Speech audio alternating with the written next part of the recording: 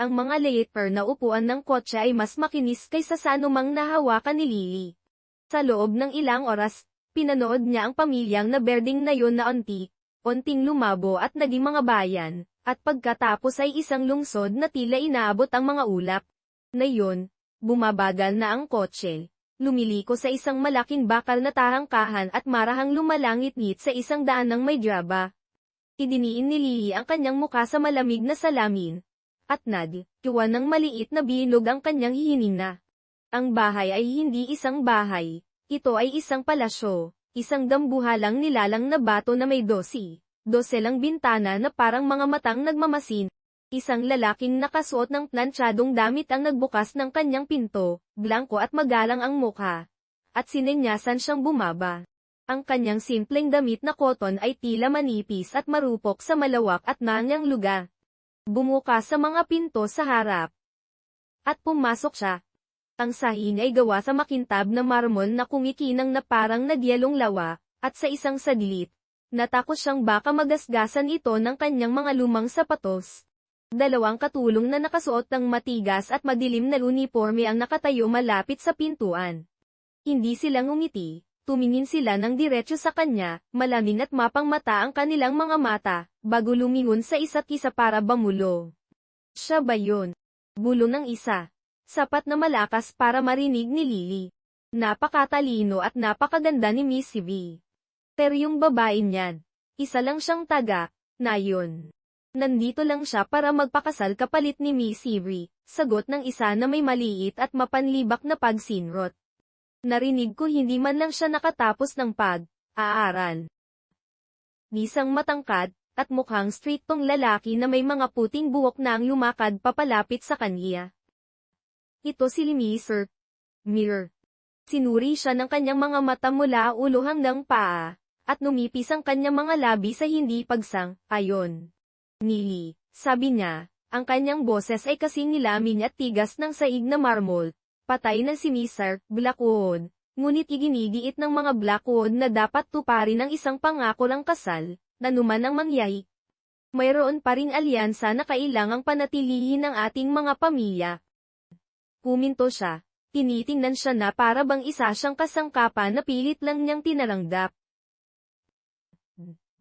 Ninala ka namin dito para pakasalan siya. Naiintindihan mo ba yun? Tama. Si Lily, na nabigla sa laki ng silid at sa bigat ng kanilang mga titig, ay nakataho na lang. Napadako ang kanyang tingin sa isang kalapit na mesa kung saan nakalagay ang isang magandang layered kiss sa ilalim ng isang glass dome. Pinalamutian ng perpektong mga paikot ng kuting frosty. Ito ang pinakamagandang bagay na nakita niya. Umalam ang kanyang tiyan. Wow, sabi niya sa mahinang boses, na may pag-asa. Pwede po ba akong kumuha ng isang hiwa ng cake bago ako umalis? Sumimangot ang mukha ni Mr.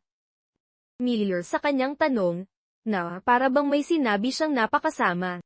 Bago pa siya makapagsalita, isang butler na nakasuot ng plansyadong uniforme ang lumapit, hindi mabasa ang kanyang ekspresyon. Ang kit na yan ay para kay Miss V, sabi ng butler, walang emosyon, at pinalang kanyang boses. Hindi niya papayagan. Kukuhanan na lang kita ng iba sa susunod. Ang pangako ng susunod ay tila walang laman, parang isang pintong magalang na isinara sa kanyang harapan. Sakto namang isang dalaga na mukhang galing sa isang magasin ang bumaba sa malaking hagdanan. Ang kanyang damit ay kulay ng langit sa araw. At ang kanyang buhok ay perpetong alon ng maitim na kulot. Kumilos siya ng may natural na grasya, ang kanyang ngiti ay maliwanag, ngunit hindi umaabot sa kanyang mga matang. Ito si Evie. Tilly, huwag mong pahirapan si Dad, sabi niya. Ang kanyang boses ay malambing at matamis ngunit may talim ng bakal sa ilalim nito. Kuminto siya sa harap ni Lily, tinitingnan siya ng may bahagyang awa. Ang pagpapakasal sa pamilyang Blackwood, kahit bilang isang giyuda, ay ang iyong malaking swerte. Noong nabubuhay pa si Mr. Blackwood, tinatawag nila siyang Edith. Hindi niya ako papansinin, nalo ka na. Lumapit ng kaunti si Evie, bumaba ang kanyang boses sa isang lihim na bulong. Kung hindi siya namatay, Hindi mo sana makukuha ang pagkakataong ito. Ang mga salita ay siladyang manakit, upang ipaalala kay Lily ang kanyang lugar bilang isang hamak na kapalit. Ngunit hindi iniisip ni Lily ang estado o swartel. Iniinip niya ang kumakalam na gutom sa kanyang tiyan at ang mahabang paglalakbay sa hinaharap. Tumingin siya lampas sa mapagmataas na ngiti ni Evie. Ang kanyang tingin ay sumalubong sa walang pasensyang mga mata ni Mr. Miller. Hige, oras na, sabi ni Mr. Miller, tinitingnan ng isang mamahaling relo sa kanyang photo. Nadalhin ka na ng banner doon. Tumango si Lily, walang pakialam sa mga insulto ni Evie. Mayroon lamang siyang isang praktikal at kagiat na tanong, mayroon bang pagkain sa tirahan ng mga Blackwood? Nagpakawala si Mr. Miller na isang sukdulang inis na buntong, hinina. Iwinawasiwas ang isang kamay na tila walang pakialam. O naman, sabi niya.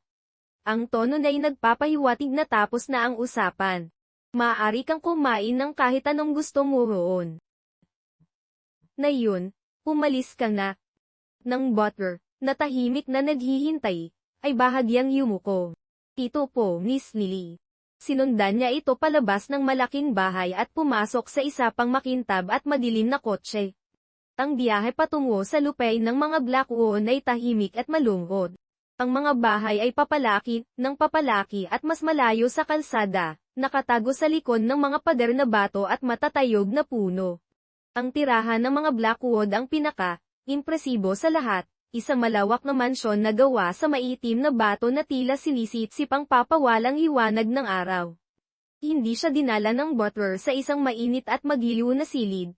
Sa halip, dinabayan siya nito sa mga tahimik at umaalinaw-ngaw na pasilyo patungo sa isang malawak at malamig na bulwagan. Sa gitna ng silid, napapaligiran ng dosenang puting bulaklak, ay nakatayo ang isang malaking frame na larawan ng isang guwapo at mukhang seryosong lalaki. Na ilalim nito ay isang bakanteng espasyo kung saan tapat nakalagay ang isang kabaong. Ito ang bulwagan ng alaala, sabi ng butler. Ang boses niya ay isang mahinang bulo. Walang anumang maruming bagay ang pinahihintulutan sa bulwagan ng alaala. Itinuro niya ang isang unan na penus na nakalagay sa sahig sa harap ng larawan. Bilang biyuda ni Mr. Blackwood, nulurag ka rito sa buong magdamag. Ito ang unang gabi na paglalamay. Pagkasabing yun, tumalikod siya at naglakad palayo. Ang kanyang mga yabag ay umaalinaw hanggang sa maglaho sa katahimikan, iniwan si Lily na lubos na isa. Ang mga minuto ay naging isang oras. Ang bumagan ay lalong lumamin at ang natahimikan ay dumidiin sa kanya. Ngunit higit pa sa lamig o sa kalungkutan, ang gutom ay isang matalim at nanunuot na sakit sa kanyang tiyan. Ninagmasdan ng kanyang mga mata ang silid, desperadong naghahanap ng anuman. Napadako ang tingin niya sa isang maliit na mesa na puno ng mga alay para sa namatay. Sa gitna ng mga bulaklak at kandila ay isang basket na yari sa nilala na puno ng makikinang at perektong mga pulang mansanas. Sumikip ang kanyang tiyan. Pakiramdam niya ay mali ito, walang galang, ngunit ang gutom ay isang umuungan na halimaw sa loob niya. Tumayo siya, nalinigat ang mga binti, at titol patungo sa mesa. Guminala siya sa guwapong mukha sa larawan, ang mga pinintang mata nito ay tila nakatingin sa kanya. Gutom na po ako, bulong niya, na para bang naririnig siya nito.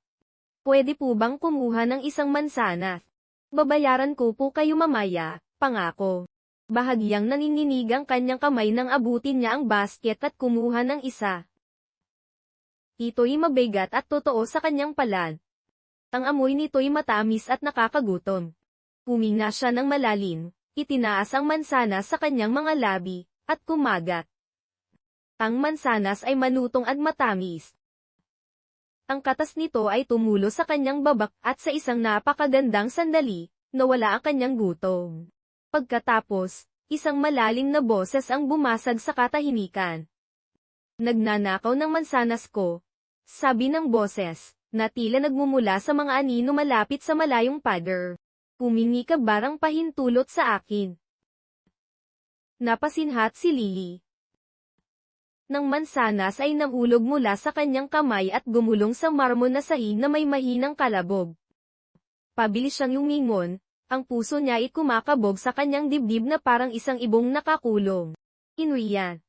Bulong niya, nanginginig ang boses. Nuno ka, ma. Isang mabagal na langit-ngit ang sumagot sa kanya mula sa malalim na anino. Ang takip ng isang madilim na kahoy na kabaong ay nagsimulang umangat. Isang lalaki ang umupo. Siya iyon. Ang lalaki mula sa larawan. Si Mr. Desmond Nakud. Hindi siya isang munto. Buhay, sure. Tumingin siya ng diretsyo sa kanya, ang kanyang ekspresyon ay nasmukhang inis kaysa sa anupaman.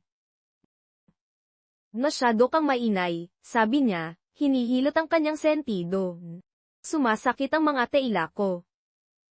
Inilabas niya ang kanyang mga binti mula sa gilid ng kabaong at tumayo, tinitingnan siya mula ulo hanggang paa na may mausi sa mga mata.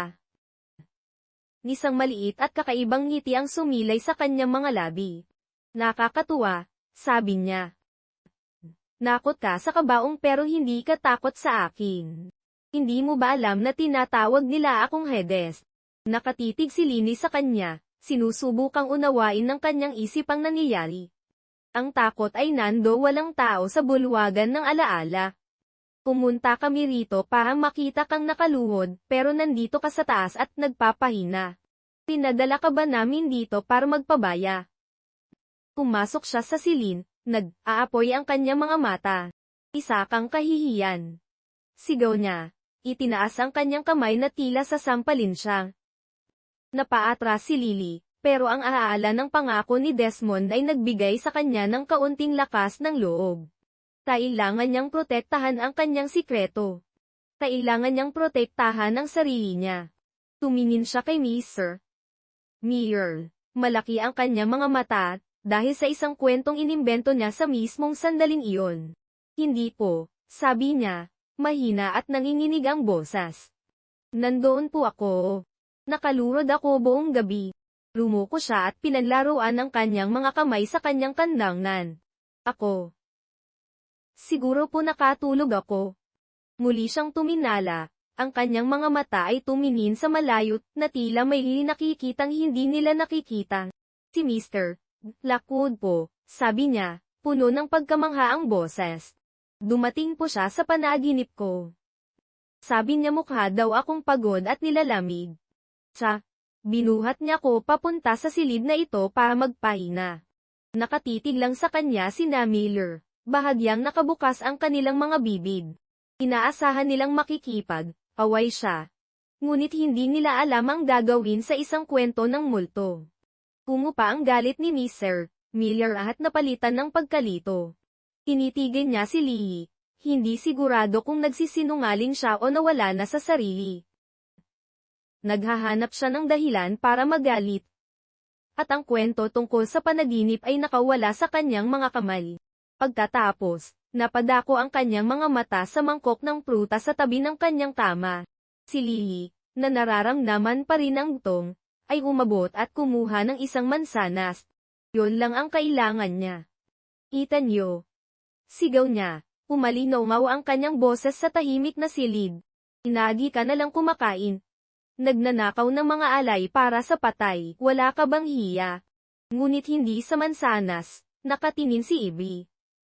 Ang matalas niyang mga mata ay nakatuon sa isang manipis na silver na kuwintas sa leeg ni Lily.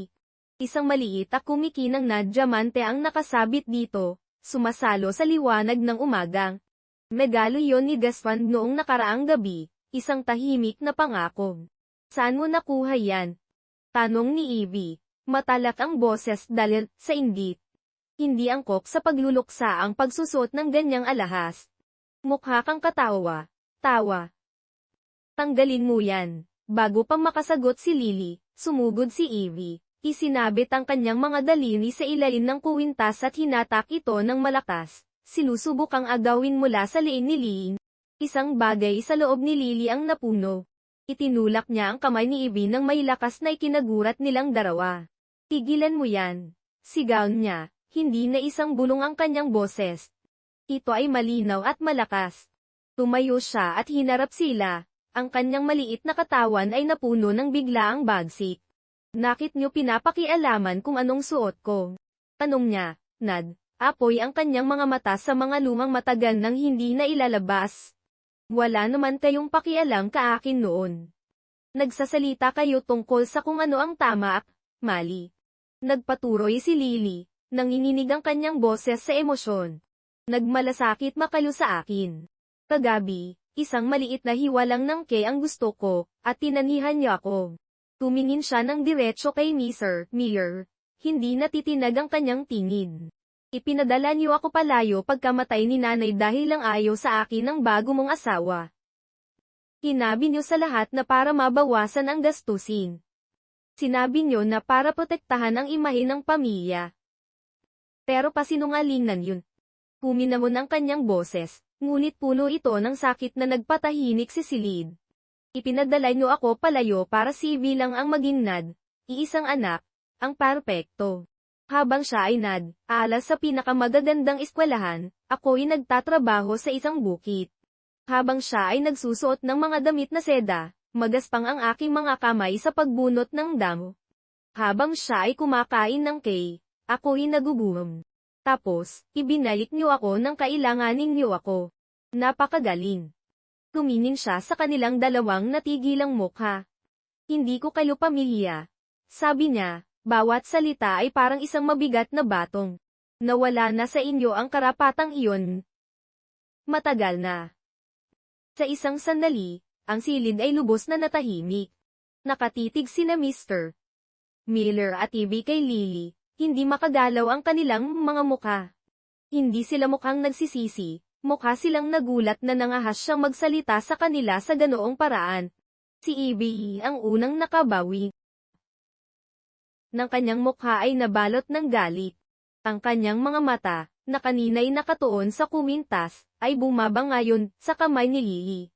Nakita niya ang mabigat, at madilim na sinsing na ibinigay ni Deswan sa kanya. Isang singap ang kumawala sa mga labi ni Ivy. Ang sinsing na yan. Singhal niya, itinuturo ng isang nanginginig na daliri. Iyan ang sinsing ng pamilyang Nakuod. Paano mo nakuha yan? Tumaas ang kanyang boses sa isang sigaw. Hinako mo yan. Magnanakaw ka, iyon ang salitang kailangan nila. Isang magnanakaw. Isang taong maaari nilang parusahan. Nagliwanag ang mukha ni Mr. Miller na may malupit na layunin. Naya pala, umon niya, humakbang papalapit kay Lily. Una ang kuwintas. Na yun ang sinsin ng pamilya. Ibigay mo sa akin. Sumugod siya at hinawakan ang kanyang polso. Bumaon ang kanyang mga daliri sa balat nito habang sinusubukang tanggalin ang sinsing. Tigilan mo. Akin to. Sigaw ni Lily. Nagpupumiglas. Gusto na yan. Ang boses ay malamig, matarat, at tumagos sa silid na paang isang kutsilyo. Si Taylor, ang pinuno ng seguridad ni Griswold, ay nakatayo sa pintuan. Kumasok siya sa silid, ang kanyang presensya ay napakalakas kaya't agad binitawan ni Mr. Miller ang baso ni Lily. Lumayo si Taylor sa tabi ni Lily, matatag at hindi natitinag na parang isang pader na batong. Numingin siya sa mga Miller, ang kanyang mga mata ay parang mga tipak ng yelo. Ang sinsing na iyon ay hindi ninakaw, sabi niya, mahina ang kanyang boses, ngunit abot sa bawat sulok ng silid. Ito ay isang regalo. Isang regalo. Wiyang ni Ivy. Naninugaling. Hindi nagbago ang tingin ni Taylor. Ito ay isang regalo mula kay Mr. Nakuod sa kanyang asawa. Hinayaan niyang manatili sa hangin ang mga salita sandali bago ibigay ang huling, nakamamatay na dagok. Sa pamamagitan ng singsing na iyan, patuloy ni Taylor, perpektong kalnado ang kanyang boses. Hawak na ni Mrs. Blackwood ang mga karapatan sa buong yaman ng pamilyang Blackwood. Nawalan ng kulay ang mukha ni Mr. Miller. Nakatulala si Ivy. Nakabukas ang bibig sa hindi makapaniwalang pagtingin. Ang mahirap at simpleng babaeng pinuntahan nila para apihin ay isa ng mayon sa pinakamayamang babae sa bansang. Ang kapangyarihan sa silid ay ganap na nagbago. Tumangol si Taylor sa dalawang guwardiya na tahimik na lumitaw sa likuran niya. Ilabas niyo sila, utos niya. Habang sila'y inilalabas na tulala at talunan, huling nagsalita si Taylor. Ang kanyang boses ay isang mababa at seryosong babala. Huwag na huwag niyo nang gagalawin si Mrs. Lockwood Bully. Patapos umalik ang mga Miller, ang malaking silid ay naging tahimik at walang lamat. Nakatayo si Lily sa gitna ng sahig, mabilis pa rin ang tibok ng kanyang puso. Ang mga pulang mata sa kanyang poso kung saan siya hinawakan ni Mr. Miller ay nagsisimula ng umapdi. Dahang bumukas ang pinto at pumasok si Desmond Blackwood. Narinig niya ang lahat. Tiningnan niya si Lily, hindi may awa, kundi may kakaibang lambot sa kanyang madilim na mga mata. Nakita niya ang mga mata sa kanyang balat at tumigas ang kanyang panga. Walang imik, kinuha niya ang telepono sa isang kalapit na mesa. Papuntahin mo dito si Dr. Evans na yon. Ang doktor ay isang mabait at matandang lalaki na may nagiiyo na mga kamay. Sinuri niya ang mga braso ni Lily at tiningnan ang kanyang mga mata. Pinakinggan niya ang kanyang paghina. Hindi siya nagtanong ng marami, ngunit maingat siyang nagmasid. Nang matapos siya, kinausap niya si Desmond sa isang mahila seryosong boses. Napakapayat niya. Sabi ng doktor. Hindi siya nakakakain ng sapat na pagkain sa loob ng mahabang panahon. Ito ay tinatawag na matinding malnutrition. Patapos umalis ang doktor, lumingon si Desmond kay Lily. Ang galit sa kanyang mga mata ay nawala, napalitan ng isang malalim na kalungkutan. Pumupo siya sa isang silya malapit sa kanya at tiningnan siya ng may kabaitan. Lily, sabi niya, malambing ang kanyang boses, sabihin mo sa akin ang lahat. Ito ang unang pagkakataon na may nagtanong sa kanya na ikwento ang kanyang buhay. Ito ang unang pagkakataon na naramdaman niyang ligtas siyang umiyak. Nagsimulang tumulo ang mga luha sa kanyang mukha habang nagsasalita siya. Hindi po nila ako binibigyan ng sapat na pagkain, bulong niya. Pinagtrabaho nila ako sa bahay at sa hardin kahit noong bata pa ako.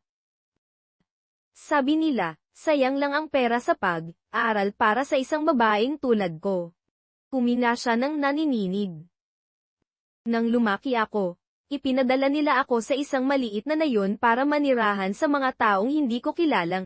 Sabi nila, pabigat daw ako sa pamilya. Naputol ang kanyang boses. Lagi po akong gutom. Pinakinggan ni Desmond ang bawat salita. Ang kanyang mga kamay ay dahang nag-ipon sa mahigpit na mga kamo. Isang malamig at matigas na tingin ang lumitaw sa kanyang mga mata. Ito ang tingin ng isang lalaking sanay na makuha ang gusto niya. Nang matapos si Lily, tumayo siya at lumapit sa kanya. Dahan niyang pinunasan ang isang luha sa kanyang pisngi gamit ang kanyang hinlalaki. Ang mga Miller, sabi niya, ang kanyang boses ay mababa at mapanganib, tulad ng ungon ng isang lobo. Magbabayad sila para dito. Pinapangako ko sa iyo.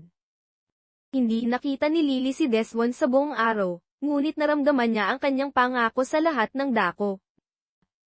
Nagsimula ito sa pagkain.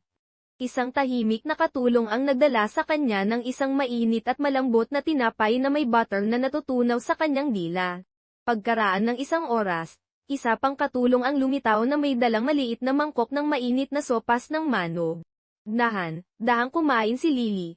Malaki ang kanyang mga mata, halos inaasahan na may darating at taagawin ito. Ngunit walang. Habang kumakain, naalala niya noong nasa nayon siya. Naalala niya na nakatayo sa labas sa gitna ng lamig, pinapanood ang pamilyang tinitirhan niya na kumakain ng mainit na hapunan sa bintana. Ang pagkain niya noong gabing iyon ay isang matigas at panis na piraso ng tinapay. Ang alaala ay nagpanginig sa kanyang mga kamay, at mas hinigpitan niya ang hawak sa mainit na mangkok ng sopas. Kalaunan, natatpuan niya ang isang malaking silid na puno ng mga libro. Hindi niya mabasa ang karamihan sa mga salita, ngunit gusto niya ang mga may larawan. Minabakat niya ang larawan ng isang matingkad na pulang ibon nang pumasok si Desmond. Hindi siya nagsalita. Nakatayo lang siya sa may pinto at pinapanood siya. Pagkaraan ng ilang sandali, numingon siya, sa isang dumadaang katulo. Nalhan mo si Mrs. Blackwood ng mainit na chocolate at ilang cookies. Nang dumating ang merienda sa isang maliit na silver na child, tuminala si Lily sa kanya. Lahat ng tao sa mundo ay takot sa lalaking ito. Tinatawag nila siyang Hades, isang hari ng isang madilim at nakakatakot na lugar. Ngunit hindi siya madilim o nakakatakot para sa kanya. Siya ang iisang tao sa buong buhay niya na siniguradong may sapat siyang makakain. Isang maliit at mainit na pakiramdam ang kumalat sa kanyang dibdib. Ito ay isang pakiramdam na hindi pa niya nararanasan noon. Samantala, sa isang opisina sa kabilang palig ng lungsod, sumisigaw si Mr. Miller sa kanyang telepono. Isang malaking kasunduan sa negosyo ang biglang nasira ng walang dahilan. Kasabay nito, umiiyak si Evie dahil tinanggihan ang kanyang credit card sa paborito niyang tindahan. Hindi pa nila alam, ngunit ang tahimik na pangako ni Desmond Blackwood ay nagsisimula ng magkatotoo. Ang lalaking akala nila ipatay na ay minumultot na sina. Kinabukasan, natagpuan ni Desmond si Lily na nakaupo sa tabi ng isang malaking bintana, pinapanood ang isang maliit na ibon na lumulokso sa damuhan. Ang bahay ay puno ng mga manghang bagay, ngunit gusto niya ang mga simpleng bagay, ang mga ibon, ang mga bulaklak, at ang pakiramdam ng araw sa kanyang mukha. Tumayo si Desmond sa tabi niya sandali, sinusundan ang kanyang tingin. Kailan ang kaarawan mo, Nii? Tanong niya, mahina ang boses para hindi siya magulat. Himuko si Lily, medyo nahihiya. Kahapon po, mahina niyang sabi. Walang sinabi si Desmond. Tumalikod lang siya at naglakad parayo. Akala ni Lily ay galit siya, at bahagyang nalamin ang mainit na pakiramdam sa kanyang dibdib. Ngunit ilang minuto ang lumipas. Isang katulong ang pumasok na may dalang isang maliit at magandang cake sa isang silver na plato. Mayroon itong puting frosting at isang perpetong strawberry sa itaas. Inilagay niya ito sa mesa sa harap ni Lily. Tinitigan ito ni Lily. Puno ng luha ang kanyang mga mata na mabilis niyang sinubukang pigilan. Tuminala siya at nakita si Desmond na nakatayo sa pintuan, pinapanood siya. Nako! Hindi pa po ako nagkakaroon ng birthday cake noon, bulong niya, puno ng emosyon ang kanyang boses. Salamat po. Napakalaking bagay po nito para sa akin. Isang malalim na kalungkutan nang dumaan sa mukha ni Desmond. Ang mga matitigas na linya sa paligid ng kanyang mga mata ay tila lumambot. Lumapit siya sa kanya at lumuhad pa ang magkapantay sina. Lily, sabi niya, mas malambing ang kanyang boses kaysa dati, mula ngayon, magkakaroon ka ng cake bawat taon. Tumingin siya sa kanya ang gumawa ng isang bagong pangako. At hahanapin natin ang bawat masarap na pagkain sa mundo at susubukan mo ang lahat ng iyon. Ilang gabi ang lumipas, pumunta si Desmond sa silid ni Lily. Ay hawak siyang isang simpleng madilim na maskahat. Nalabas tayo, sabi niya. Walang makakakilala kung sino tayo. Dinala niya si Lily sa isang restaurant na kumikinang sa libong maliliit na ilaw, at ang mga baso ay napakanipis na tila mababasag kung hihinahan mo. Lahat ng tao sa silid ay nakasuot ng mamahaling damit at nagsasalita sa mahinang, importanteng mga boses. Ito ay isang lugar para sa pinakamayayamang tao sa lungsod. Bahagyang natakot si Lily. Umupo sila ni Desmond sa isang maliit na mesa sa isang tahimik na sulok. Isang waiter ang nagdala sa kanila ng isang plato ng maliliit at masasarap na cake. Kakakagat pa lang niya lang isang matalas na boses ang bumasag sa hangin. Well, tingnan mo man naman. Isang dalaga na may matingkad na pulang lipstick, ang isang masamang ngiti ang nakatayo sa tabi ng kanilang mesa. Tiningnan niya si Lily mula ulo hanggang paa, puno ng pangungutya ang kanyang mga mata. Ikaw yung babae mula sa nayon, hindi ba? Ikinuwento sa akin ni Evie ang lahat, tungkol sa'yo. Pagkatapos ay tumingin siya kay Desmond, puno ng masamang aliw ang kanyang mga mata. At sino naman ito? Ang bago mong laruan. Linagastos na agad ang pera ng mga bnakon. Namula ang mukha ni Lily sa hiyan. Nang babae, na ang pangalan ay Michael Lee, ay lumapit pa. sabi ng mga Miller, malas ka raw. Kaya ka inilalayo, bulong niya, ang kanyang boses ay parang lason. Isang pampamalas. Isang bagay sa loob ni Lily. Isang bagay na matagal nang natutulog, ang nagiting. Naalala niya ang lahat ng gutom na gabi. Naalala niya ang malamig na mga silita at ang masasakit na kamay. Naalala niya ang kanyang ninangaw na pagkabata. Tumayo siya.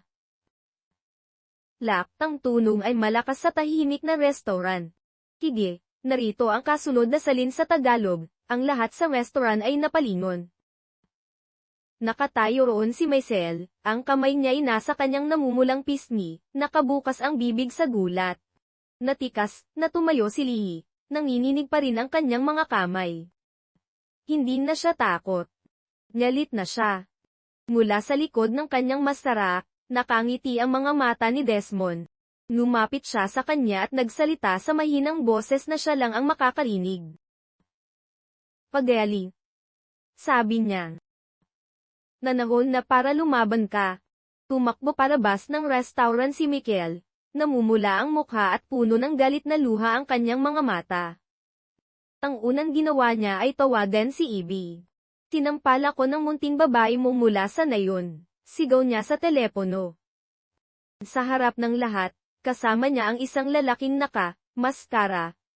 Ginagasta ang pea ng mga blackwood na parang tubig lang. Isang mabagal at malupit na ngiti ang gumuhit sa mukha ni Ivy. Perpeto ito. Ito na ang kanyang pagkakataon. Kinuha niya ang kwento at binaluktot ito. Nakahanap siya ng isang lumang litrato ni Lily at, gamit ang isang computer, idilagdag ang isang malabong imahe ng isang lalaking maskara sa tabi niya. Hindi ito magandang peke. Pero sapat na. Gamit ang kanyang kasinungalingan, pinuntahan ni Ivy ang pinakamatanda at pinakarespetadong miyembro ng pamilyang Blackwood, isang mahigpit at makapangyarihang babae na nagngangalang Madam Lati. Nabis po akong aalala, sabi ni Ivy, puno ng peking kalungkutan ang kanyang bosa. Kawawang Lily. Hindi siya sanay na magkaroon ng ganoong karaming pera. Linagatan niya ang lahat sa isang lihim na kasintahan. Ipinakita niya kay Madame Gladys ang peking litrato. Dinudungisan niya ang pangalan ng mga Blackwood. Kumalat na parang apoy ang kuwento. Hindi nagtagal, lahat ay nagbubuluhan tungkol sa bagong Nisei, Blackwood at sa kanyang hiyang ugali. Naggalit si Madame Gladys. Ipinadala niya ang kanyang mga gwardya upang dalhin si Lily sa bulwagan ng alaala. Pumasok si Lily at nakita ang matandang babae na nakatayo roon, ang kanyang mukha ay parang isang madilim na ulak. Isang gwardya ang nakatayo sa tabi niya, may hawak na isang manipis at matigas na tungkod. Nagdala ka ng kahihiyan sa pamilyang ito, sabi ni Madame Gladys, nanginginig sa galit ang kanyang boses. Parurusahan ka sa iyong mga kasalanan. Tumango siya sa gwardya. Turuan mo siya ng leksyon. Itinaas ng gwardya ang tungkod. Kumikit si Lily, naghahanda sa sakit. Pigdik. Ang boses ay kalmado at puno ng awtoridad. Isang lalaki ang lumabas mula sa mga anino. Suot niya ang parehong simpleng madilim na maskara na suot ni Lee Deswan sa restaurant. Naglakad siya at tumayo sa harap ni Lily, nagsisilbing panangga. "Tiyo ka?" Sigaw ni Madame Gladys. "Sino ka para makialang?" Hindi sumagot ang lalaki. Itinaas lamang niya ang kanyang kamay at dahan, sinadyang tanggalin ang kanyang masara. Hindi si Desmond. Si Tyler pala, ang pinuno ng seguridad. Madame Gladys, sabi niya, magalang ngunit matatag ang kanyang boses, kasama ko si Mrs. Blackwood sa restaurant. Trabaho kong protektahan siya. Hindi kami nagkakaroon ng relasyon. Nagkaroon kami ng isang business dinner. Nabasag ang kasinungalingan. Nabigo ang patibo. Kalaunan, sa kaligtasan ng kanyang silid, nalaman ni Lily ang katotohanan. Si Desmond, na nakatago sa kanyang lihim na opisina, ay narinig ang mga bulungan tungkol sa kanyang parusa. Ipinadala niya si Tyler sa tamang sandali upang iligtas siya. Ang pagkaalam na binabantayan siya nito kahit mula sa mga anino ay nagpalakas ng mainit at ligtas na pakiramdam sa kanyang dibdib. Tamang mas ligtas ang pakiramdam ni Lily kaysa dati, ang pamilyang Miller naman ay nagkakawatak-watak. Nakaupo si Mr. Miller sa kanyang malakil at madilim na opisina. Nakatitig sa isang tumpok ng mga bayarin na hindi niya kayang bayalan. Bangkarote na tayo. Sabi niya, ang kanyang boses ay isang mahinang daing. Ang tanging paraan para mailigtas ang pamilyang ito ay makuha natin ang pera ng mga Blackwood. Tumingin siya kay Ivy. Hindi patas yan. Singhal ni Ivy, matigas at pangit ang kanyang mukha. Sa kabilang panig ng bayan, kaisa pang magarbong opisina, dalawang lalaki rin ang nagbabalak. Ang kanilang mga pangalan ay Logan at Lacob, at sila ay mga pinsan ni Desmond Blackwood. Nagi silang naiinggit sa kanyang kapangyarihan. Nayong wala na si Desmond, sabi ni Logan na may sakim ng iti, atin na ang negosyo ng mga Blackwood. Walang makakapigil sa atin ngayon. Hindi nila alam na hindi nawala si Desmond. Buhay na buhay siya. Nakatago sa isang lihim na bahagi ng mansyon. Ginugol niya ang kanyang mga araw at gabi sa tahimik na pagtingin sa mga ulat at pagtawag sa telepono. Hindi lang siya nagtatago, siya ay nangangaso. May nagtangkang pumatay sa kanya. May nagpakialam sa preno ng kanyang sasakyan, na naging sanhi ng aksidente na inakala ng lahat na kumitil sa kanyang buhay. Kailangan niyang malaman kung sino. Nagtrabaho siya sa mga anino, nakikinig at nagmamasid, at dahan, piraso, nagsimula siyang tumuklas ng isang kuwento ng kataksilan na nagmula sa loob mismo ng kanyang pamilya. Ang araw ng libing ay malamig at kulay, abo. Napilitan si Lily na magsuot ng itim na damit at tumayo sa tabi ng walang lamang libingan, ginagampanan ang papel ng nagdadalamhating biyuda. Nakipaglango siya para protektahan ang sikreto ni Desmond. Ang mga Miller ay nakatayo sa kabilang panig. Ang kanilang mga mukha ay isang maskara ng peken kalungkutan. Pagkatapos ng ilang nakakainip na talumpati, sinimulang ibaba ng mga lalaking nakaitim na suot ang isang madilim at makintab na kabaong sa lupa. Napat sanay walang laman ito. Pahagi lahat iyon ng plano ni Desmond. Pagkatapos, nang makaalis na ang lahat, nilapitan ng mga Miller si Lily, na naghintay sa tabi ng libingan para mas maging paniwala ang kanyang pag-arte. Dahan siyang tumayo para umalis, ngunit may nangyaring hindi inaasahan. Biglang hinawakan ni na Mr. Miller at Amy si Lily. Malakas sila at masyado siyang nagulat para lumaban. Inalagad nila siya patungo sa isang bukas na libingan. Anong ginagawa niyo? Sigaw niya, kumakabog ang puso sa isang bago at nakakatakot na takot. Lumapit si Ivy. Ang kanyang mukha ay nabalot ng isang galit na napakapuro at nakakagulat. Nasalanan mo to, singhal niya. 1 taon nang namatay si nanay dahil sa iyo. Nagdala ka ng kamalasan sa pamilyang ito. Hindi, sigaw ni Lily, nagpupumiglas. Nasaan na yun ako? Wala man lang ako dito. Manupit na babae ang nanay mo. Sarili niyang kasamaan yun. Wala itong kinalaman sa akin, at alam mo yan. Hindi nakinig si Mr. Miller. Ililibing ka namin kasama niya, umon niya, ang kanyang mga mata ay nagpapakita ng desperasyon. Ang asawa ay dapat kasama ng kanyang asawa. Itinulak nila siya. Nahulog si Lily sa libingan, malakas ang pagbagsak sa ibabaw ng kahoy na kabao. Bago pa siya makahina, bumuhos sa kanya ang unang pala ng lupa. Malamig at mabigat ito. Ililibing siya ng buhay. Sumigaw siya, ngunit ang kanyang sigaw ay napipi ng bumabagsak na lupa. Madilim. Hindi siya makahina. Igit. Ang boses ay hindi malakas, ngunit puno ito ng kapangyarihan kaya't natigilan ang lahat. Ang mga lalaking may pala ay huminto sa air. Isang figura ang lumabas mula sa likod ng isang malaking umiiyak na puno ng wiyo. Ito ay isang lalaki, matangkad at kahanga, nakasot ng simpleng madilim na suot.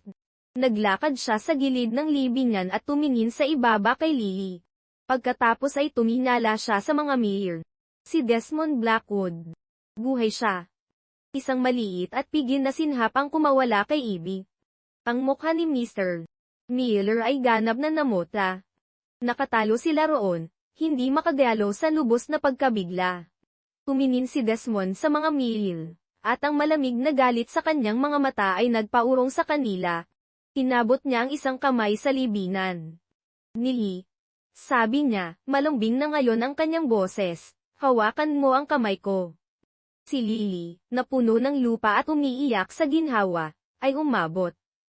Ang kanyang hawak ay malakas at tiyak habang hinihila niya siya palabas ng libinan at sa matatag na lupa sa tabi niya. Inakbayan niya si Lily, pinapanatili siyang matatag.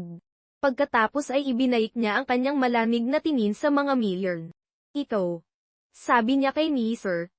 Miller, ang kanyang boset ay mapanganib na tahimik. Sinubukan mong ilibing ang akin asawa ng buhay. Gumagalaw ang panga ni Mr. Miller ngunit walang lumalabas na tunog. Nakatitig lang siya, hindi matanggap ng kanyang isipang nakikita. Pagkatapos ay tumingin si Desmond kay Ivy. Isang kakaiba at malamig na ngiti ang sumilay sa kanyang mga labi. Napat kitang pasalamatan, Ivy, sabi niya. Kung hindi ka naging buwag, kung hindi mo tinanggihang pakasalan ang isang patay, hindi ko sana siya makikilala. Tumingin siya kay Lily sandali, at lumambot ang matigas na tingin sa kanyang mga mata. Hindi niya binalak na magpakita ng ganoon kaaga. Ang kanyang plano na hanapin ang kanyang mga kaaway ay hindi pa tapos. Ngunit nang makita niya silang itinutulak si Lily sa madilim na butas na iyon, alam niyang hindi na siya maaaring manatiling nakatago kahit isang segundo pa. Hindi niya hahayaang saktan nila si Lily. Nguli siyang tumingin sa mga takot na Mir. Kumihingi kayo ng tawad sa kanya, utos niya. Pasensya na, utal ni Mr. Miller. Ang kanyang mga mata ay nerbiyosong gumagala. Si Ivy ay nakatayo lang doon, danap na hindi makagalaw. Mabuti. Kabi ni Desmond. Manginilapit na si Lily. Na yun, makilig kayo sa akin. Walang sinuman ang makakaalam nito. Sa pagkakaalam ng mundo, patay pa rin ako. Kung may isang salita man lang na lumabas tungkol sa nangyari dito ngayon, wawasakin ko kayo sa paraang hindi niyo man lang maiisip. Walang isa pang salita. Tumalikod siya at nagsimulang maglakad palayo. Ang kanyang mga braso ay ligtas pa ring nakapalibot kay Lily. Kinilayon na si Lily mula sa bukas na libinan at sa mga nagulat na mukha ng mga Miller, na naiwang nakatayo roon, tulala at tahimik sa malamig at kulay. Abong liwanag ng sementeryo. Bumalik sa kanilang malamin at tahimik na mansyon, ang mga Miller ay abala sa isang bago at nagmamadaling sigla. Buhay si Desmond Blackwood. Nagbago ang lahat. Tuloy na ulit ang kasunduan. Kailangan nating makuha ang loob ni Mr. Blackwood, sabi ni Sir Miller na may sakin na liwanag sa kanyang mga mata. Ni Ivy, papakasalan mo siya. Iyon ang tanging paraan para hindi malugi ang ating kumpanya. Naliligtas tayo. Pero kasama niya si Lily. Ipinagtanggol pa nga niya, paalala ni Ivy. Matalas ang boses dahil sa inggit. Walang kwenta si Lily, uyong ni Mr. Miller. Isang babae mula sa nayon na walang kapangyarihan. Sasabihin natin sa lahat na hindi siya matatag, na masyadong mabigat para sa kanya ang pagiging byuda. Sasabihin nating ibabalik natin siya sa nayon para magpagaling. Ngumiti siya ng isang malupit at manipis na ngiti. At pagkatapos, ikaw, mahal kong Ivy, ang papalit sa kanyang nararapat na lugar bilang Mikiglakod.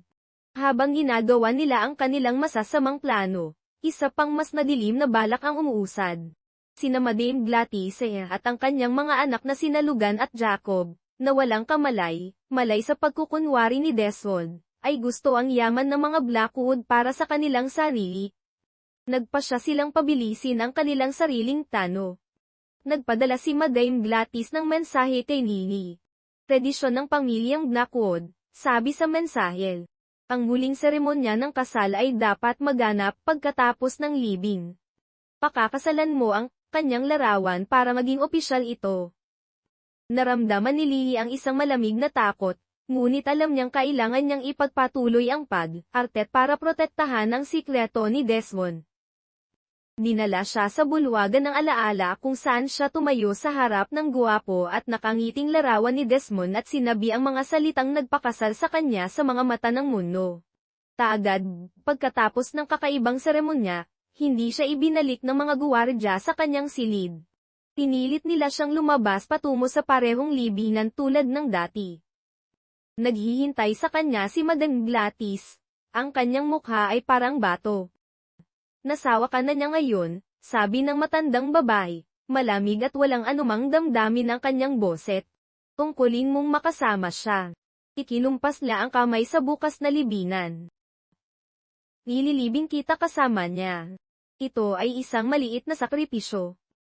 Nang iyong espiritu ay magpapakalma sa kanya, at ang ating pamilya ay magkakaroon ng kapayapaan. Tiningnan niya si Lily na para bang isa siyang kulisap na dapat durugin. Na pag nawala ka na, sa wakas ay mapapasa amin na ang kanyang yaman. Nakatitig si Lily sa kanya, ang kanyang puso ay nagiging yelo. Naranasan na niya ang gutom at kasamaan. Masyado na siyang maraming nakita sa kanyang pamilya. Ngunit ito ay iba. Ito ay isang kasamaan na napakalalim at napakasakim kaya't itinagulat nito ang kanyang kaluluwa. Nakitila lahat ay gustong ilibing siya. Nakita niya ngayon na para sa mga taong tulad nito, ang buhay ng tao ay walang halaga kumpara sa ikang tumpok ng pera. Hindi niyo to pwedeng gawin. Sigaw ni Lily. Nanginginig ang boses ngunit puno ng pagsay. Tumayo siya sa gilid ng madilim na butas, taharap ang matandang babae. Hindi ito tradisyon. Pagpatay ito. Hindi kayo nalulungkot na wala na siya. Takim lang kayo.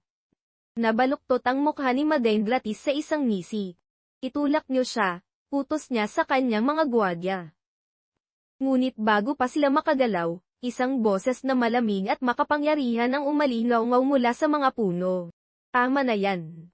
Natigilan ang lahat. Lumabas si Desmond mula sa mga anino. Hindi siya tumingin kay Lily, kundi diretso kay Madame Gladys. Napaatras ang matandang babae, napahawak sa kanyang lalamunan. Isang multo. Sigaw niya, malaki ang kanyang mga mata sa takon. Muto ka, hindi. Sabi ni Desmond, dahang lumalakad papalapit sa kanya, bawat hakbang ay puno ng bantak. Buhay na buhay ako. At alam ko ang lahat. Huminto siya sa mismong harap niya. Alam kong ikaw at ang iyong mga anak ang nagbayad sa lalaki para pakialaman ang sasakyan ko. Alam kong binalak niyo akong patayin. Ang mukha ni Madame Gladys ay nagbago mula sa takot tungo sa sindak. Ang mga anak ko, bulong niya. Naaresto na ang mga anak mo, sabi ni Desmond, na ang kanyang boses ay parang yelo. Naibili ko na sa pulisya ang lahat ng ebidensya. Ipinapakita nito kung paano nila binalak ang aking aksidente. Nakuha ko pa nga ang lalaking binayaran nila para gawin ang maruming trabaho. Sapat na iyon para manatili sila sa kulungan sa napakatagal na panahon. Habang nagsasalita siya, tahimik na lumitaw ang kanyang sariling mga tauhan mula sa mga puno. Pinalibutan nila ang natigilang si Madame Gladys. Nalhin niyo siya, utos ni Desmond. At ibigay siya ka pulisya. Habang inilalabas ng mga guwardiya ang ngayon ay humihikbing matandang babae, biglang natahimik ang lahat. Tapos na ang nakakatakot na sandali. Nagpakawala si Lily ng isang nanginginig na hinina na hindi niya lamalayang pinipigyan. Tumingin siya kay Desmond na nakatayo roon, totoo at matatag at buhay. Iniligtas na naman siya nito. Tumakbo siya. Lumakbo siya diretsyo sa kanyang mga braso. Isinubsob ang kanyang mukha sa kanyang dibdib. Lakap siya nito, hawak siya ng mahigpit. Nang mahigpit habang umiiyak siya sa ginhawa at takot, at sa isang damdaming napakabago at napakalaki na wala siyang maibigay na pangalan dito. Hinawakan niya si Lily na para bang hindi na niya ito pakakawalan. Samantala, ang mga Miller, na matagal nang nagbabalak, ay nagpa siya ng hayon na ang oras para kumilos. Inaumagahan, sila mismo ang nagmanero patungo sa mansyon ng mga Blackwood. Ang kanilang mga mukha ay nakasuot ng maskara ng malalim at pekenpag, aalala.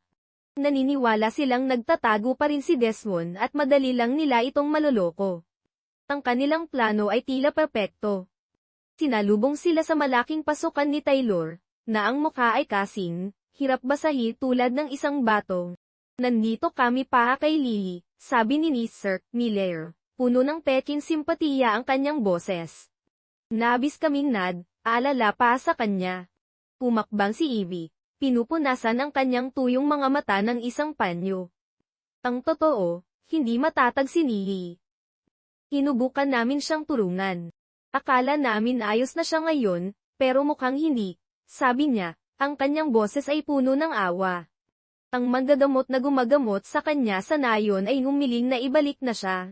Kailangan naming iuwi siya, pabalik sa nayon kung saan siya maaalagaan ng maayos.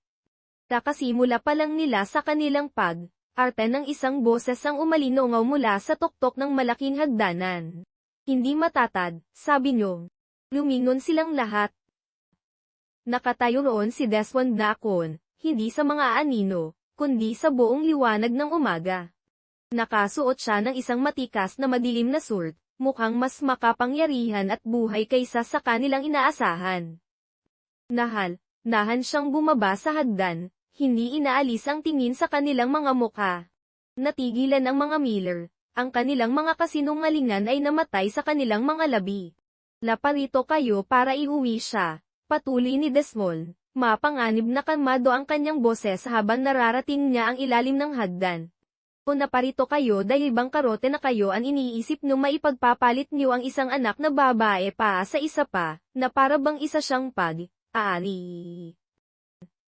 Ninuksan ni Sir Miller ang kanyang bibig ngunit walang lumabas na salita. Nagsasalita kayo tungkol sa kanyang kapakanan, sabi ni Desmond, ang kanyang boses ay tumitigas sa bawat salita. Ngunit kayo ang nagpagutom sa kanya. Kayo ang nagkait sa kanya ng edukasyon. Kayo ang nagtapon sa kanya noong siya ay isang maliit at malungkot na bata. Habang nagsasalita siya, isang tahimik na kaguluhan ang nagsimula sa mga pangunahing pinto. Isang grupo ng mga tao na may mga kamera at notepad ang pinapasok sa bulwagan. Sila ay mga mamamahayan. Lina sa gulat ang mga mayor. Nakulong sila. Nahulaan ni Desmond ang kanilang kilos at naunahan sila. Naglakad si Desmond patungo sa isang pintuan at mahang inakay si Lily palabas para tumayo sa tabi niya. Inilagay niya ang isang maprotektang daso sa palihid niya. Pagkatapos ay lumingon siya sa mga mamamahayan. Hayaan niyong linamin ko ito, sabi niya, ang kanyang boses ay puno ng awtoridad. Ako, si Desmond Blackwood, ay buhay. Isang alon ng mga singhap at kumikislap na mga kamera ang pumuno sa bulwagan. At ang babaeng ito, sabi niya, inilapit pa si Lily. Ay ang aking asawa, si Lily Blackwood. Siya ang ginang ng bahay na ito. Pagkatapos ay diretsyong tumingin siya sa mga mirror. Ang kanyang mga mata ay aapoy sa isang malamig na apoy. Ng pamilyang Miller ay wala ng anumang pakikipag, ugnayan sa amin. Anumang banta o insulto na itututok sa aking asawa ay ituturing na isang banta laban sa akin. Nahihiya at nabisto, ang mga Miller ay tahimik na ineskortan parabas, ang kanilang huling desperadong plano ay gumuho. Ang balita na buhay si Desmond Blackwood at si Lily ang kanyang pinakamamahal na asawa ay nasa bawat pahayagan kinabukasan. Binuo niya muli ang ganap na kontrol sa kanyang kumpanya, mas nalakas kaysa dati. Nagbago ang buhay pa kay Lily sa libong magagandang paraan. Nag-upa si Desmond ng isang chef na nagluluto ng anumang gusto niya, kahit kailan niya gusto. Nagbukas siya ng isang bank account para sa kanya at tinuruan siyang gumamit ng debit card. Pinakamahalaga, kumuha siya ng isang mabait na tutor pa ituro sa kanya ang lahat ng bagay na hindi niya natutunan sa eskwelahan, at enroll siya sa pinakamagandang unibersidad. Isang gabi, nakahiga sila sa isang kumot sa hardin, nakatingin sa mga bituin. Iyon ang master, sabi niya, Itinuturo ito. Inihilig ni Lily ang kanyang ulo sa balikat ni Deswon, nararamdaman ang init at seguridad. Ito ang tahanan. Ito ang pagmamahal. Ito ang buhay na hindi niya pinangarap na magkaroon. Tumingin siya sa kanyang asawa, ng lalaking tinawag na Hades, at sa kanyang madilim at mapagmahal na mga mata, nakita niya ang kanyang sariling maliwanag at walang hanggang kalangitan. At ligtas. Aasarin siya nito tungkol sa kanyang pagkahilig sa matatamis, at aasahin naman niya ito tungkol sa seryosong mukha nito. Ito ay isang magaan at masayang panahon, puno ng tahimik na pagmamahal. Ngunit ang mundo ay puno pa rin ng mga taong tulad ni Evie. Kaisang magarbong business dinner, hinarang ng isang dalagang nagngangalang Jackie Gray si Lily sa banyo. Matagal nang gusto ni Jackie si Desmond para sa kanyang sarili, at puno siya ng inggit. Isa ka lang babae mula sa nayon, aasar ni Jackie. Hindi ka nababagay dito. Hinawakan niya ang braso ni Lily, bumaon ang kanyang mga kuko. Magsasawa rin siya sa'yo. Biglang bumukas ang pinto. Nakatayo roon si Desmond. Ang kanyang mukha ay parang isang madilim na ulap. Naglakad siya diretsyo sa tabi ni Lily. Hindi pinapansin si Jackie. Nayos ka lang ba? Narahan niyang tanong. Tang tumango si Lily. Lumingon siya kay Jackie. Malamig ang kanyang mga mata. Ng asawa ko ay mas mahalaga kaysa sa buong pamilya mo, sabi niya. Pagkatapos ay tumingin siya sa ama nito sa kabilang panig ng silid. At tapos na ang ating kasunduan sa negosyo. Namutla sa takot ang mukha ni Jackie. Hindi. Pakiusap. Si Lily, na nakaramdam ng isang bagong kisap ng tiwala sa sarili, ay umakbang. Well, sabi niya, hinihimas ang kanyang braso na may mapaglarong kunot. Noo. Napakasakit ng braso ko.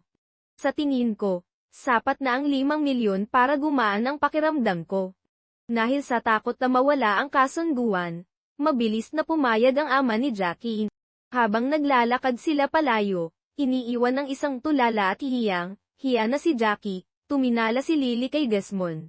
Sa unang pagkakataon sa kanyang buhay, alam niya kung ano ang pakiramdam ng may isang taong ipagtatanggol ka, na may isang taong laging pipiliin sa. Isang mainit at masayang ngiti ang gumulit sa kanyang mukha, at hinigbitan niya ang hawak sa kamay nito. Nang matapos na ang problema sa kanyang mga kaaway, muling lumabas sa liwanag si Deswon.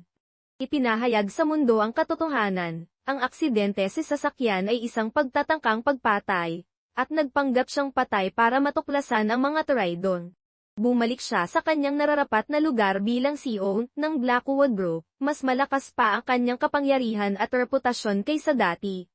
Habang abala si Desmond sa pagbawi ng kanyang imperyo, isang magarbong imbitasyon ang dumati sa mansyon. Galing ito sa mga Mir. Naghahanda sila ng isang birthday party para kay Lily. Gustong naming humingi ng paumanhin, sabi sa card. Gusto namin ng pagkakataong maging isang tunay na pamilya. Ang unang naisip ni Lily ay itapon ito. Alam niya ang kanilang kalupitan. May bago na siyang buhay ngayon, isang ligtas na buhay kasama si Desmond. Ngunit isang maliit at hanggal na bahagi ng kanyang puso, isang bahagi na naaalala pa rin ng pagiging isang batang babae na gusto lang ng isang pamilya, ay nakaramdam ng isang kislap ng pag-asa. Paano kung nagbago na sila? Paano kung ang makita si Desmond na buhay ay tunay na nagpatakot sa kanila para maging mas mabuting tao? Sa tingin ko dapat akong pumunta, sabi niya kay Desmond. Mahina ang kanyang boses. Para lang makita. Ito na ang huling beses. Puno ng pag-alinlangan ang mga mata ni Desmond, ngunit nakita niya ang pag-asa sa mga mata ni Lily. Sige, sabi niya, hinawakan ang kanyang kamay. Pero kung satan kanila, Lily, wala nang susunod na pagkakataon. Pagdating ni Lily, ang bahay ng mga Miller ay puno ng mga kaibigan ni Evie. Ang mga ngiting ibinigay nila sa kanya ay manipis at marupok, parang salamin. Lumapit si Evie, may hawak na 2 baso ng champagne. Napakasaya ko na dumating ka, sabi ni Evie, ang kanyang boses ay puno ng petin tamis. Itinaas niya ang kanyang baso. Para sa aking kapatid, na nagawang pakasalan ang pinakamayamang lalaki sa lungsod. Napakagaling mong gumanap sa iyong papel. Hindi ito't isang papel, mahinang sabi ni Lee. Kawala ang ngiti ni Ivy. Siyempre, isa itong papel, sinhan niya. Nagiging pangit ang kanyang boses. Isa ka lang sakim na munting bagay mula sa isang nayon. Nera lang niya ang gusto mo. Lumapit siya. Nandidiri ako sa iyo. Lak. Dumapo ang kamay ni Ibis sa pisngi ni Lee. Ang tunog ay matalak at nakakagulat. Ang dating Lily ay iiyang. Ngunit iba na ang Lily na ito. Tiningnan niya si Ivy ng diretso sa mata. Ang sarili niyang kamay ay nasa gilid pa rin. Hindi ako ang nandidiri, sabi ni Lily. Mababa at matatan ang kanyang boses. Niktaw. Nandidiri ka sa ideya na pakasalan ang isang patay kaya't titinapon mo ako para pumalit sa iyong lugar. Tumakbo ka mula sa tungkuling tinanggap ko. Nagbulungan ang mga kaibigan ni Ivy, kumakampi sa kanilang kaibigan. Sino siya para magsalita ng ganyan kay Ivy? Nalakas na sabi ng isa sa kanila. Nakita ni Ivy na nawawala na siya ng kontrol, kaya't mabilis niyang binago ang kanyang plano. Hinawakan niya ang braso ni Lily. Nama ka, sabi niya, biglang naging malambing muli ang kanyang boses. Pumunta tayo sa isang tahimik na lugar para mag-usap. Inakay niya si Lily sa loob ng bahay at parabas sa isang pinto sa likod, patungo sa isang madilim at sirang shed sa gilid ng ari. Ayan. May sorpresa ako para sa'yo dito, sabi ni Ivy. Binuksan niya ang pinto ng shed, at malakas na itinulak si Lily, na napatumba sa dilim. Mula sa loob ay may maririnig na isang mababaan nakakatakot na ungol. Asoy yan ng hardinero, sabi ni Ivy. Ang kanyang boses ay isang malupit na tawang mula sa kabilang panig ng pinto. Kilala siyang agresibo at gutom na gutom. Narinig ni Lily ang malakas na tunog ng isang metal na trangka na isinasara. Nakakulong na siya. Ang umol sa dilim ay lalong lumaka. Ang shed ay napakadilim at amoy mamasa, masang lupa at lumang dayami. Muling umumol, mababa at malaping. Ang puso ni Lily ay kumakabog na parang tambol sa kanyang dibdib. Hindi niya makita ang aso, ngunit nararamdaman niya ang presensya nito sa dilim. Isang mabigat at mapanganib na anino. Tumatras siya hanggang sa tumama ang kanyang mga balikat sa magaspang na kahoy na pader ng shed. Pumumo siya sa sahig, ginawang maliit ang sarili. Ang dating Lily ay sisigaw at iiyak. Ngunit hindi na siya ang dating Lily. Telo, bulong niya sa dilim, nakakagulat na matatag ang kanyang boses. Hindi kita sasaktan. Tumigil ang unol. Napalitan ng tunog ng isang mabigat na katawan na gumagalaw sa dayami. Narinig niya ang isang mahinang sinot, ang tunog ng isang mausisang amoy. Siguro takot ka lang, patuloy ni Lily, malumanay at kalmado ang kanyang boses. Nalam ko kung ano yun. Ang makulong sa isang madilim na lugar ng mag-isa. Panatili siyang hindi gumagalaw, hinayaan ang katahimikan. Hindi niya sinubukang kumilos. Hindi niya sinubukang lumaban. Paghintay lang siya, aalok ng kapayapaan. Pagkaraan ng mahabang sandali, naramdaman niya ang isang basang ilong na marahang dumantay sa kanyang nakaunat na kamay. Sa labas, nagtatawanan sina Ivy at ang kanyang mga kaibigan, umiinom ng champagne. Bigla, isang malakas na boses ang umalingraw mula sa likod, bahay, isang tunog na bumasag sa kanilang party na parang kulog. Pagkatapos ay isang malakas na kalabog ng sipain at masira ang mabigat na trangka ng pinto ng gel. Nakatalo si Desmond sa pintuan. Ang kanyang mukha ay isang maskara ng malamig na galit. Pumasok siya, handang labanan ng isang halimaw, ngunit natigilan sa madilim na liwanag mula sa bahay.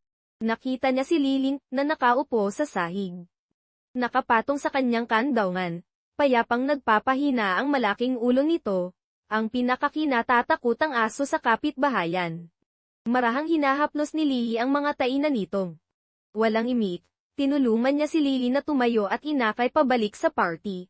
Isang malamig na katahimikan ang bumalat sa mga tao nang makita nila si Lily na walang galos, na may maprotektang braso ni Desmond sa paligid niya. Ikinulong niya ako roon, sabi ni Lily. Mahina ngunit malinaw ang kanyang boses para marinig ng lahat. Aksidente lang yun, utal ni Evie. Namumutla ang kanyang mukha. Nagpumilit siyang makita ang aso at nakulo. Narnoon ma. Sabi ni Desmond, mapanganib. Nakalmado ang kanyang boses. Itinaas niya ang kanyang telepono, ipinapakita ang isang screen na may mapa at isang kumikislap na todok. Alam ko kung nasaan ang asawa ko dahil nilagyan ko ng tracker ang telepono niya bago siya pumunta rito. Ipinapakita nito na dinala siya diretso sa shed na iyon at hindi gumalaw. Nagbulungan ang mga tao. Ang kasinungalingan ni Evie ay nagsisimula ng mabuwang. At hindi lang yan, patuloy ni Desmond. Tumango siya kay Taylor, na lumapit kasama ang isang takot na katulo. Ni Siri. Bulong ng katulong, pinipilipit ang kanyang mga kamay. Sinabihan niya po ako na siguraduhin hindi napakain ng aso ngayong araw. Sabi niya, ikukulong niya raw ang kapatid niya kasama nito. Isang alon ng mga singhapang dumaan sa silid. Ngunit hindi patapos si Desmond. Sa huling bagay, sabi niya. Numinon siya sa isang malaking telebisyon sa padel at pinindot ang isang pindutan sa kanyang telepono. Isang video ang nagsimulang umerl. Ipinapakita nito ang isang mahirap at sirang kubo. Isang matandang lalaki at babae ang nakaupo sa isang maliit na mesa, puno ng takot ang kanilang mga mukha. Nagpapadala po sa amin ng pera si Miss Evie buwan, sabi ng matandang lalaki sa kamera, nanginhini niyang kanyang boses. Sa loob ng maraming taon, sinabihan niya kaming siguraduhin na ang batang si Lily. Na siguraduhin hindi siya nakakakain ng sapat. Sinabihan niya kaming ilayo siya sa eskwelahan at pagtrabahuhin sa bukid. Nagtapos ang video. Ang katahimikan sa silid ay ganap. Dahang lumayo ang mga kaibigan ni Evie mula sa kanya, ang kanilang mga mukha ay pinaghalong takot at pandidiri. Ang buong buhay niya, ang kanyang buong perpektong imahel, ay binuo sa isang lihim at terribleng kalupitan. Siya ay ganap na napahiya. Tiningnan ni Desmond ang sira at humihikbing si Evie at ang mga nagulat at namumutlang mukha ng kanyang mga magulang. Hindi ka lupamilya, sabi niya, ang kanyang boses ay parang yelo. Lason na yo. Inilapit niya si Lily sa kanyang tabi. Lumayo kayo sa asawa ko. Tumayo kayo sa aming magpakailanman. Pagkatapos ay tumalikod siya at inakay si Lee palayo, iniiwan ng pamilyang Miller upang malunod sa pagkawasak na sila mismo ang gumawa. Hindi ibinalik ni Desmond si Lily sa mansyon. Pagmaneho siya ng matagal, palayo sa mga ilaw na lungsod, hanggang sa marating nila ang isang tahimik at malungkot na buron. Sa itaas nila, ang kalangitan sa gabi ay isang malawak at madilim na kumot na puno ng 1,000,000 maliliit at nagniningning na mga diamante. Naglatag siya ng isang kumot sa malamig na damo, at humiga sila ng magkatabi, halos magkadikit ang kanilang mga balikat. Sa loob ng mahabang panahon, wala silang sinabi, humihina lamang sa katahimikan ng gabi. Ang terribleng paiti, ang mga Miller, ang aso sa dilin. Lahat ay tila 1,000,000 milya ang layo. Pasensyant na, bulong ni Lily sa dilin. Dapat nakinig ako sa'yo. Hindi na sana ako pumunta. Hindi, sabi ni Desmond. Ang kanyang boses ay isang mababang dagundong sa tabi niya. Nay mabuti kang puso, Lily. Gusto mong maniwala na maaari silang maging mas mabuti. Hindi iyon, isang kahinaan. Lumingon siya para tingnan si Lily. Sila ang sira, hindi ikaw. Itinuro niya ang kalangitan. Nakikita mo ba ang maliwanag na bituin na iyon? Tanong niya. Iyong hindi kumikislap tulad ng iba. Iyon ang North Star. Ginamit yun ng mga manaragat para hanapin ang kanilang daan pauwi kapag nawawala sila sa dagat. Inabot niya ang kamay ni Lily. Ang kanyang mga daliri ay sumasalabas sa mga daliri nito. Natagal kang nawala, mahina niyang sabi. Pero hindi ka na nawawala ngayon. Ang tahanan mo ay kasama ako. Ako na ang pamilya mo. Sa mga sumunod na linggo, Habang nagsisimulang gumaling si Lily at hanapin ang kanyang lugar sa kanyang bagong buhay, ang mundong binuo ng mga Miller ay nagsimulang gumuho. Ang kahihiyan sa publiko ay simula pa lamang. Sa tahimik at mapanirang kapangyarihan ni Desmond na kuod na nakatutok laban sa kanila, lahat ng bangko ay naniningil ng kanilang mga utang. Lahat ng kasosyo sa negosyo ay tinapos ang kanilang mga kontrata. Ng pangalang Miller, na dating simbolo ng impluwensya, ay lason na ngayon. Isang malaking forsay na karatula ang ipinako sa perpektong berdeng damuhan ng kanilang mansyon. Sa loob ng malalaking bulwagan na dating umaaling nawaw sa tawanan at bulungan ay napuno na ngayon ng mga hungkag na tunog ng mga mover na iimpake ng isang buong buhay na luho. Ginugo ni Mr. Miller ang kanyang mga araw sa kanyang walang lamang opisina, isang sirang lalaki na nakatitig sa mga papeles ng pagkalugi na hindi niya maaaring baliwalain. Ngunit para kay Evie, ang pagkawasak ay higit na personal. Ang kanyang kahihiyan ay isang bilangguan na walang rehas.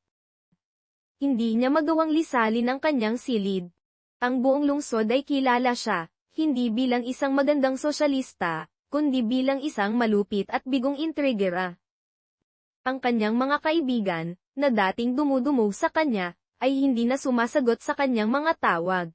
Madalas siyang nakatayo sa harap ng kanyang salamin, isang salamin na dating sumasalami sa isang prinsesa, at nakikita lamang ang isang halimaw. Nakita niya ang batang babae na nagpahirap sa isang inosenteng kapatid dahil sa inggit, at nawala ang lahat dahil dito. Ang kahungkagan ng kanyang buhay ay isang mas malaking parusa kaysa sa anumang pagkalugi. Ilang buwan ang lumipas, sa ilalim ng isang maaliwalas na asul na kalangitan, muling ikinasal sina Desmond at Lee. Sa pagkakataong ito, hindi sa isang malamig at walang lamang bulwaga na may isang larawan. Ito ay sa isang magandang hardin na puno ng mga puting bulaklak at mainit na sikat ng araw, napapaligiran ng mga taong tunay na nagmamalasakit sa kanila. Si Lily ay nakasuot ng isang damit na kumikinang na parang liwanag ng bituin, at ang kanyang ngiti ay mas maliwanag kaysa sa anumang diamante. Naglakad siya sa pasilyo, hindi bilang isang mahiyain na babae mula sa isang nayon, kundi bilang isang tiwala sa sariling babae na alam ang kanyang halaga. Ang mga kawani sa mansyon, na dating nagbubuluman tungkol sa kanya, ay tinitingnan na siya ngayon ng may bukas na paghanga. Ang mga kasosyo sa negosyo ni Desmond, na narinig ang mga kuwento, ay humanga sa kanyang tahimik na kagandahang loob at matalas na isip. Nang gabing iyon, pagkatapos umalis ang huling bisita, natagpuan nila ang kanilang sarili pabalik sa parehong burol, sa ilalim ng parehong kalangitan na puno ng mga bituin. Naaalala mo ba ang sinabi mo sa akin? Tanong ni Lily. Isinasandal ang kanyang ulo sa balikat ni Desmond. Noong araw na iyon sa bulwagan ng alaala. Sabi mo, kailangan mo akong patahimikin. Ngumiti siya, isang tunay at mainit na ngiti na umabot sa kanyang mga mata. At humingi ka ng isang piraso ng cake. Lumingon siya kay Lily, seryoso na ngayon ang kanyang ekspresyon, ang kanyang pag-ibig para kay Lily ay nagniningning sa kanyang mga mata. Gugugulin ko ang natitirang bahagi ng aking buhay sa pagbibigay sa iyo ng anumang gusto mo, Lily. Lagi kitang paprotektahan. Lagi kitang pipiliin. At lagi akong magiging tahanan mo. At lagi akong magiging tahanan mo, pangako niya. Ang kanyang boses ay puno ng isang lakas na hindi niya alam na taglay niya.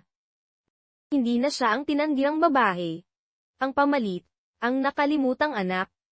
Siya si Lily Blackwood, isang pinakamamahal na asawa, isang malahas na babae na naglakad sa pinakamadilim na mga anino at natagpuan ang kanyang daan patungo sa mga bituin. Ang kanyang dignidad, na matagal nang ninakaw sa kanya, ay sa wakas ay ganap at magpakailanman na naibalis,